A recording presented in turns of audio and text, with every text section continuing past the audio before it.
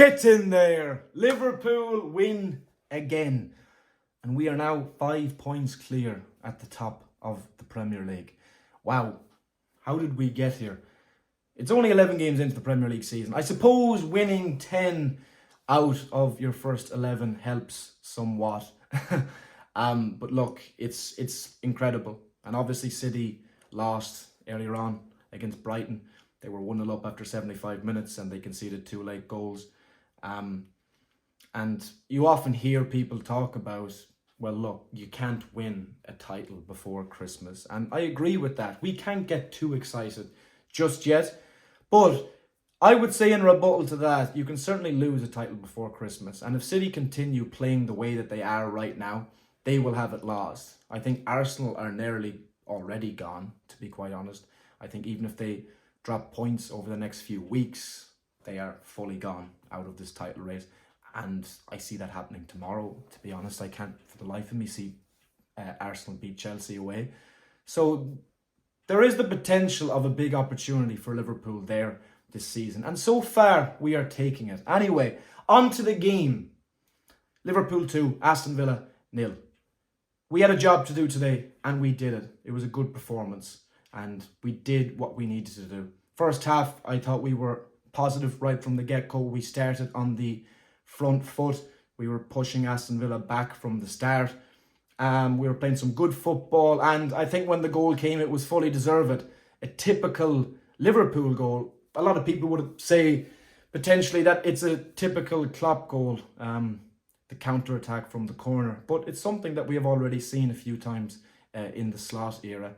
The ball comes in from the Aston Villa corner, comes out, Van Dijk punts it up to Salah. I think it was more of a pass rather than a punt or a clearance. Salah goes through. He was taken down, I think, was it by Bailey? I don't know how David Coote doesn't pull that back. I mean, I don't know how David Coote was going to let play go on and not call for a foul there. It blows my mind. But it didn't matter. The ball went through to Nunez and he finished it really well past Emi Martinez. I must say, talking a little bit about Nunez, I have been quite critical of him in the past. And I'm still not sure if he's proven to us yet he is good enough for Liverpool Football Club. But I have to be honest, there is signs of improvement there this season. Since that Bournemouth game, he has looked like a better footballer. Especially since Jota got injured, he has looked better. So that's great to see, obviously. And maybe we will have a better idea at the end of the season to see if he is a guy who is good enough to lead us to trophies or not. But yeah, I must say he has improved this season. I think his link-up play especially has gotten an awful lot better. We did see that missed chance only about 10 minutes after he scored the goal. But I think that's what you're going to get with Darwin Nunez. He's going to take the toughest chance and miss the easiest one. But there is a lot of quality there. So hopefully he continues to play like that this season. I thought after the goal, Aston Villa came back into it a little bit. Obviously, I mentioned Nunez's chance there. It should have been 2-0 then. But we need to take a minute to appreciate Kelleher. What a player. It's as simple as that. He is as good as any backup goalkeeper in the world. I remember I said that only a couple of weeks ago, and some people took offense to it because I was only calling him supposedly a backup goalkeeper. I didn't mean it like that. I just meant in terms of the number 2, you'd struggle to see a better number 2 in any other team in the world. But we need to just appreciate Kelleher. Every time he comes in for Alisson Becker, he is absolutely unbelievable. Since Alisson got injured this season, he's been utterly flawless in the games that he's played. And it's time this guy starts getting the credit that he deserves. I know we have Mamardashvili coming in the summer, next summer rather. And by all accounts, he looks like another great goalkeeper. But if that means Kelleher is going to go, it's going to be sad. The only thing I would say, if Kelleher is going to go, we've got to get 30 or 40 million at least for this guy because he is that good. Anyway, then in the second half, I thought we just kind of killed the game. I love this under slot, how we can just kind of go through the phases. We can pass the ball around. kind of bring the intensity down of a game when we're in the lead, and just make things very, very difficult for the other team. I think we are now back in the stage of, maybe not like prime Liverpool like 2019, 2020, but I think we are back in the stage of when we go up in a game, when Liverpool are ahead in a game, we fully believe that we can defend what we have rather than going for more and for more. And I think we've seen some of that in the second half. We killed the game well. I don't think, apart from those couple of minutes before half-time, it ever really looked in doubt that Liverpool were going to win the game. Obviously, Villa had a couple of corners there just before our second goal. And that was really about how big of a threat that Villa had in the entire second half. Second half, I thought was good from Liverpool. We played some good football. I thought Konate again was excellent tonight.